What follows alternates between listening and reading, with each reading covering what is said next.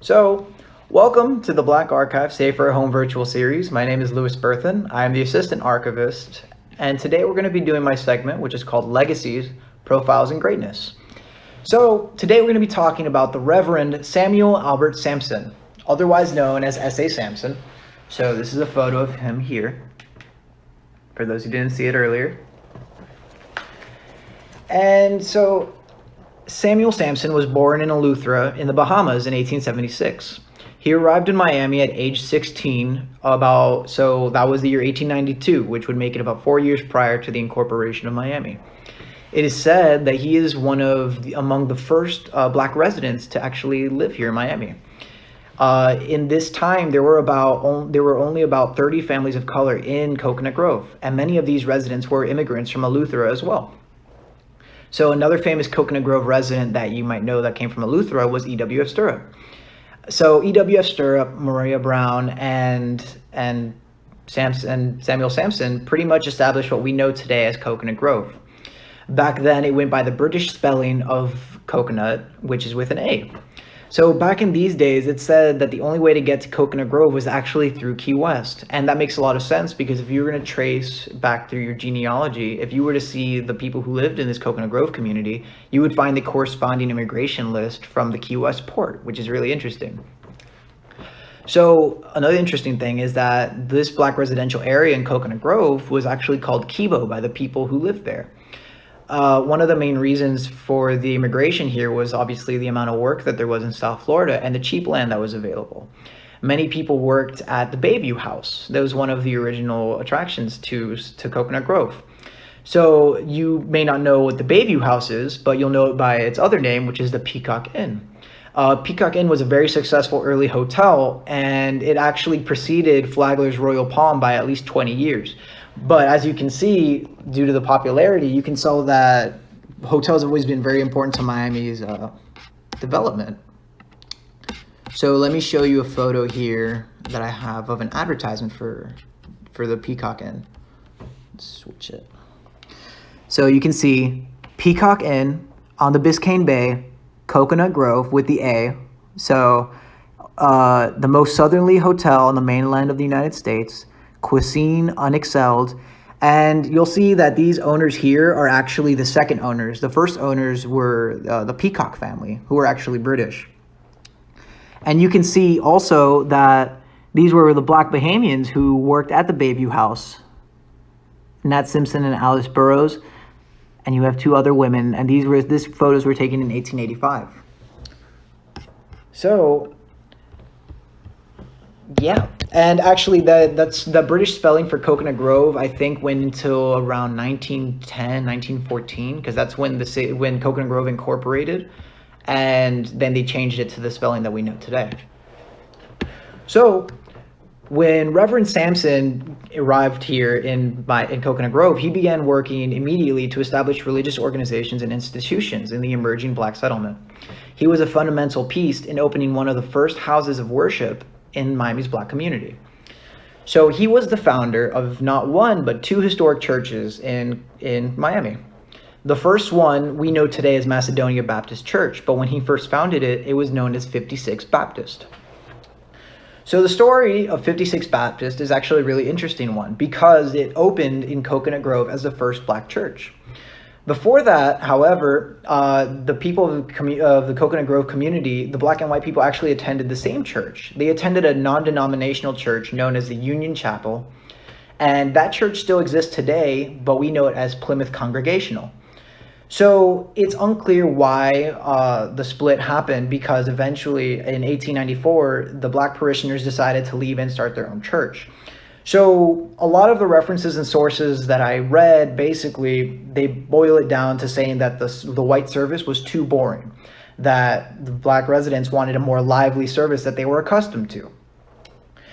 I'm not a huge fan of that answer, even though there is basis for it, because even in Kelsey Farr's article from a week ago, he talks about the Holy Jumpers, and that's a reference to them because they call themselves that.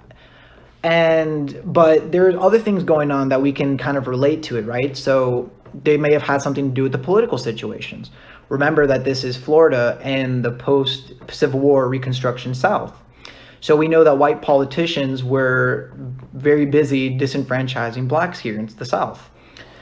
So the split happened in 1894, but we also know that in 1896, Plessy v. Ferguson was decided on by the Supreme Court, and that basically established what we know as a separate but equal doctrine. So with that in mind, you got to think they attended church together, but we don't know in what capacity, if it was equal or not, and it's probably safe to say that it wasn't. But you got to also consider the role of black religious leaders in the black church, right? And imagine being in this church where you are being talked to by a white priest. Hi, Javelin. We're talking about Reverend Samuel A. Samson, and his establishment of the churches, and Mr. Barber. So, like I said, this is a picture of Reverend Sampson. We're talking about his establishment of one of the first houses of worship in Coconut Grove. So I was just telling the story of Macedonia, which when he started it was known as 56 Baptist.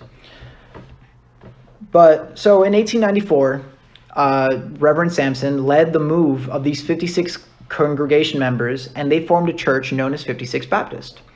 This church was built on land that was donated by Count Jean de Hudeville, and about a year later, they renamed the church St. Agnes. From there, it was moved to a location on Douglas and Charles Avenue in Coconut Grove, and it became known as Macedonia Baptist Church. So if you look up Macedonia Baptist Church today, it actually says its establishment date is in 1895. So that would make the church 125 years old, which is crazy.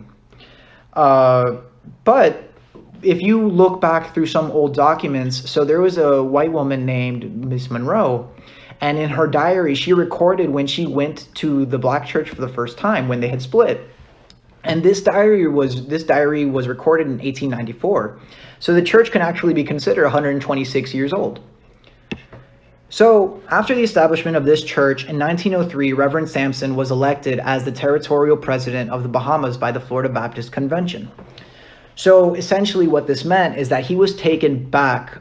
He basically left Coconut Grove and took his family back to the Bahamas. So according to Irene Pratt, his eldest daughter, he basically traveled the island by horseback, checking in on all the Baptist churches in the area. There were about 36 Baptist churches in the Bahamas that he was responsible for, and he had to check with them 4 times a year. After being in this position for about 7 years, the Reverend was supposedly homesick for Miami, and he returned. So even though he lived in Coconut Grove in its early days, when he came back, this was about 1912, he decided to settle in Colortown because Colortown was on the rise. It was developing as this new place.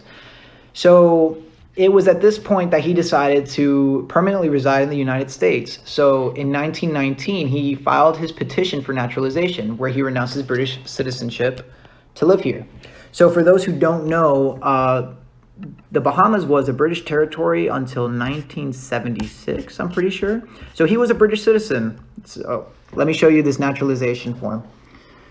So here you can see his name, Samuel Albert Samson, color black, complexion dark, 5'5", 135 pounds. So all of this is on this form. It is my bona fide intention to renounce forever all allegiance and fidelity to any foreign prince, potentate, state, or sovereignty, and particularly to George V, King of Great Britain and Ireland. And at the end, I actually want to pay attention to the last statement. I am not an anarchist, I am not a polygamist, nor a believer in the practice of polygamy. It is my intention in good faith to become a citizen of the United States of America and to permanently reside therein, so help me God. So I think it's pretty funny that you have to sign that you're not a polygamist nor an anarchist. And it's actually really interesting because if you were to look back through old immigration lists, like let's say you were a French citizen and you were traveling through the U.S. port in New York down to South America, these are still questions that they would ask you and you would have to fill them out, yes, no. So it tells you what the priorities of the U.S. government were back in the day. So when, like I was saying, on his return, he actually established a second church. He established Mount Olivet Baptist Church in 1912. It's located at 1450 Northwest First Court, and it still stands there till this day. So S.A. Sampson was already a recognized figure on his return, and he was actually invited to be a part of the Colored Board of Trade. So when he got here, he must have recognized the growth in Miami, and he opened this church to serve this residents who may have been traveling from Overtown to Coconut Grove for a Baptist church. So his work with the religious institutions of this city was one of his great successes. Along with the two churches he established, he co-founded the Atlantic Coast Baptist Association in 1919. And with this organization, he helped organize Baptist churches from Homestead to West Palm Beach. He moderated this organization for 30 years after its founding. So for those who just joined in, hello. And we're talking about the Reverend S.A. Sampson. So this is a photo of him. And his role in establishing some of the early Baptist churches in Miami. He actually established one of the oldest black church in Coconut Grove and in Miami. So when also on his arrival, according to his daughter Irene Pratt, Reverend Sampson also formed a school called the Samsonite School. Kids of all ages were invited to come and learn, and Irene Pratt actually started her teaching career here at the young age of 14. So I think it's also worth discussing the role of religious leaders in the church and in the black community. So churches obviously are places for the public good. And I think the words of a parishioner who went to Mount Olivet sum it up best. The black church is the first institution that has combated the socioeconomic and political inequities that we as Afro-Americans have been confronted with. There are still many social ills that exist, but the black church can and has been the healing salve for all these perplexing problems. I also have another excerpt from W.B. Du Bois on the role of a minister throughout history and how he was a great force in the fight for equality. The preacher was the most unique personality developed by the Negro on American soil. A leader, a politician, an orator, a boss, an intriguer, and an idealist. All these he is, and ever to the center of a group of men from 20 to 1,000 in number. And this was written prior, so I don't have the exact date on that, but it was prior to the actions of people like Reverend Gibson, Reverend Coleman, and our own Reverend Sampson. And I think it's a statement that definitely holds true through the test of time. So Reverend Sampson, like many spiritual leaders at the time, was crucial to civil rights campaigns in Miami. Some that even predated the civil rights campaigns of the 50s and 60s. He actually pioneered voting registration efforts in the colored town community in the 1920s. His daughter tells a story about how the KKK basically tried to scare the black community from voting in the election, but it was a failure because the numbers went up, the black participation went up from 50 in the prior election to 2,000 votes that year, so it was a success. Another thing that Sampson helped lead was the beach protests that ended up resulting in the opening of Virginia Key Beach. So along with the then lawyer Ellie Thomas, Reverend Gibson, and Reverend Colmer, they opened the Virginia Key Beach in 1945.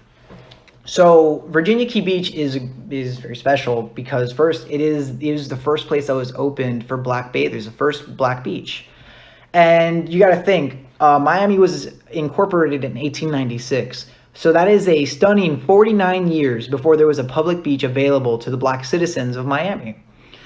The only time before this that there was a beach for blacks was when D.A. Dorsey purchased Fisher Island in 1918. But that was short-lived because he had to actually sell that island in 1919.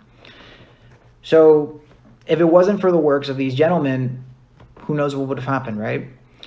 And Sampson, before I continue, interestingly, Virginia Key was actually a military training base for African-American soldiers in World War II.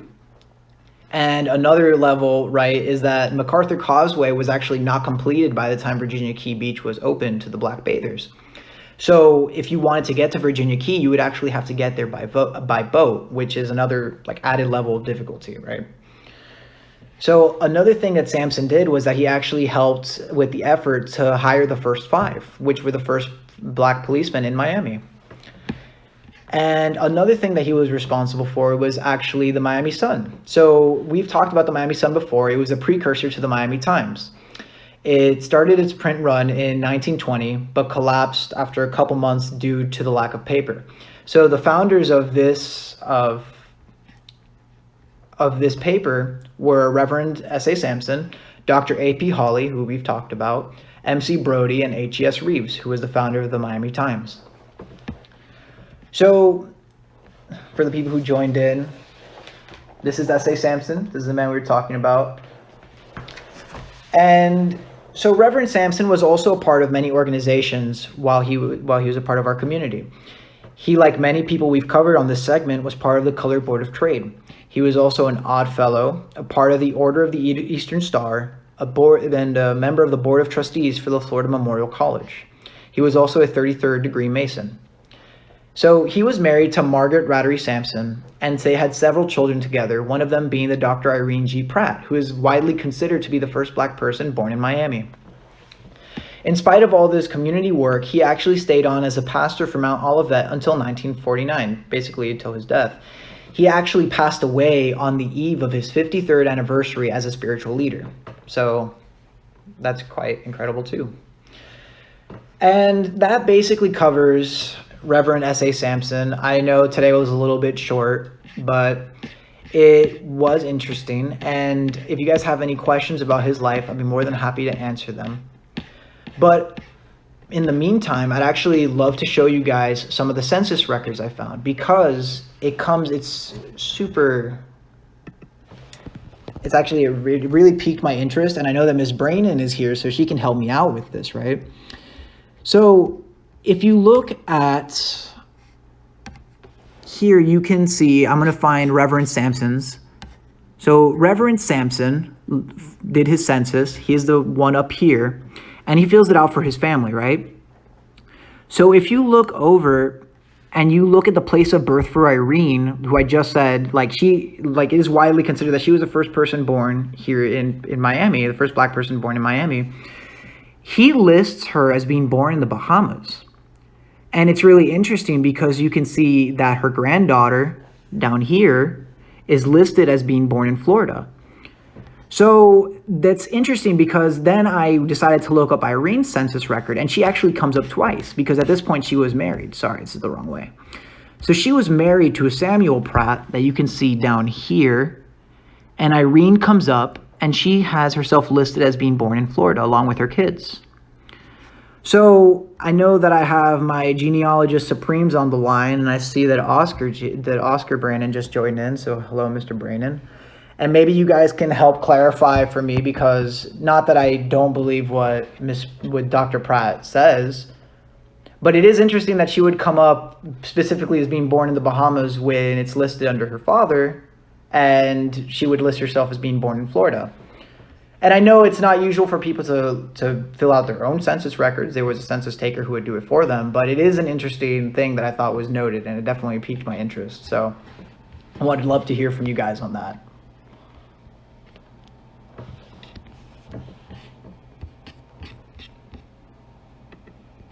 Also, if there's any other questions generally about the Reverend Sampson and his life, I'd be more than happy to answer them.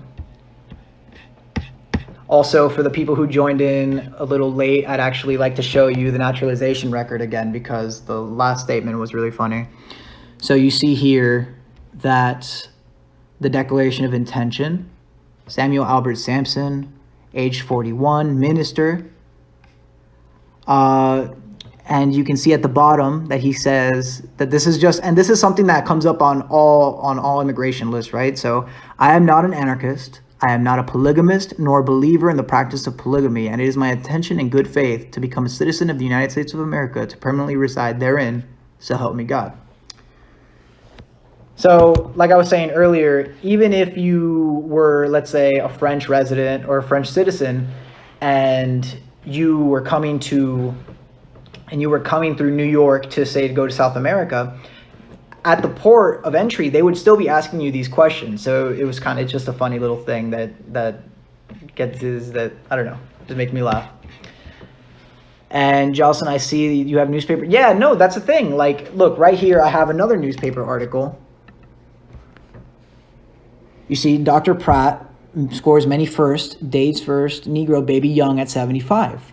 So, like, there's a lot of references that say that she was the first person born here. But then when I look up the census record, he specifically lists her as being born in the Bahamas along with the other kids. You see, that's what I was thinking too. But then why at the bottom does it say, like, specifically he notes that the granddaughter is born in Florida. So it's really odd for them to just like blanket put Bahamas and at the bottom make a specific note for the granddaughter who was born in Florida, you know? So that's what I was thinking too. It's just one of those things that I don't know if I'm going to get an answer, and it'll bother me, but it'll pass.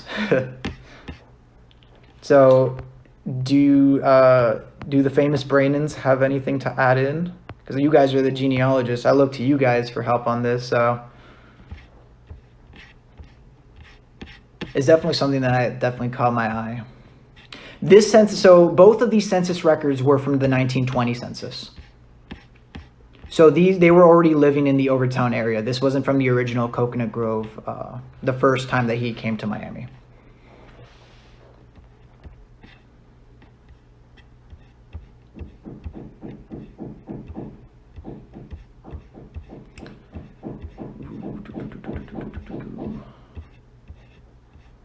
And for those who missed it, I also had an advertisement for Old Coconut Grove, which Coconut Grove actually went by the old British spelling back in the day, which is coconut with an A, and I will show you that now. So you can see the Peacock Inn on the Biscayne Bay at Coconut Grove, the most southerly hotel on the mainland of the United States. And you have photos of some of the black Bahamians who worked there. How old was she then? I think that it says she was 19. Let me double check that.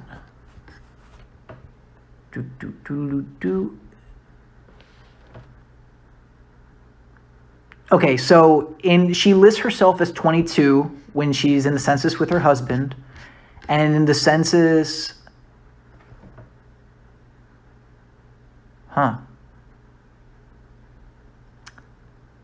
oh, maybe he had a second daughter named Irene, because now the age says 7. So there you go, you guys figured it out. So I guess he had a second daughter named Irene, who was born in the Bahamas. That's very interesting. It would make sense because he did go back to the Bahamas to work for 7 years as the territorial president for the Baptist Church. So, yes, I know it's incredible. You have a long family lineage here, and I was actually looking through a lot of the names that were here in the 1920 census. You have the Newbold family. You have let's see, the Patton. What else? Oh, Burroughs, the Roll family. A lot of families were listed on this census, so it's very interesting. Oh, Scavella is also on this census on the same page. So there was a lot of interesting things that come out of the census. If you ever want to spend a day just going through old census records, it is a lot of fun, I'll tell you. But yeah, so that's the mystery solved right there. It looks like he had a second daughter that he also named Irene because the ages don't add up. Let's see if the Franks show up on that page. I don't think I saw any Franks here. Pharrell, not Franks.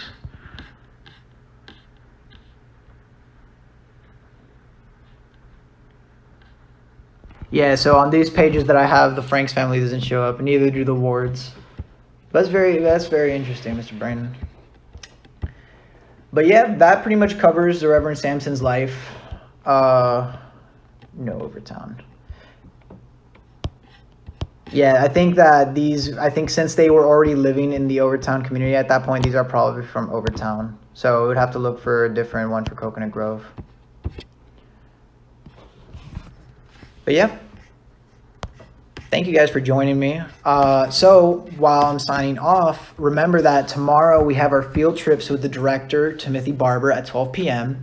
And we have another edition of the Lyric Live from the Living Room edition at 8 p.m. on Lyric Theater MIA. So let me type that handle down here for everybody.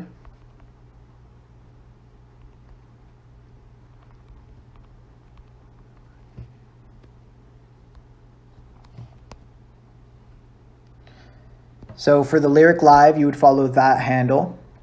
And on Saturday, we have a very special story time in color because we're going to have the superhero of literacy, Readman, along with Camila Pritchett at 11 a.m. And that's awesome that you can trace your lineage back so far. It is so difficult to look back and find these old records.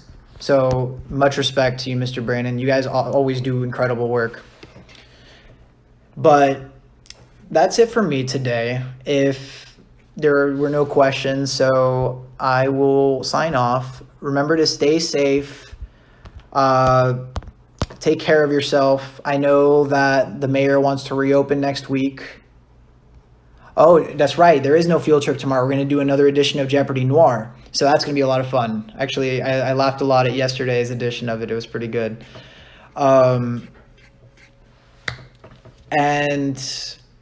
yeah, please do, Mr. Brandon, because I love seeing the records you guys come up with. And that pretty much covers it for me. Stay safe. All of that.